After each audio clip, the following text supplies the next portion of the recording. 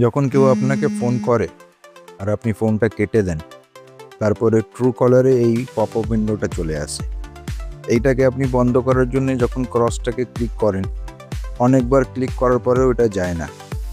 এটা খুব ইরিটেটিং হয়ে যায়। এটা থেকে মুক্তি পাওয়ার জন্যে আপনাকে করতে কি হবে, ভিডিওটা দেখুন। নিজের ট্রু কলার অ্যাপটাকে ওপেন করুন। ওপরে যে 3 ডট বাটনটা আছে সেটাকে ক্লিক করুন। নিচে সেটিংসে ক্লিক করুন।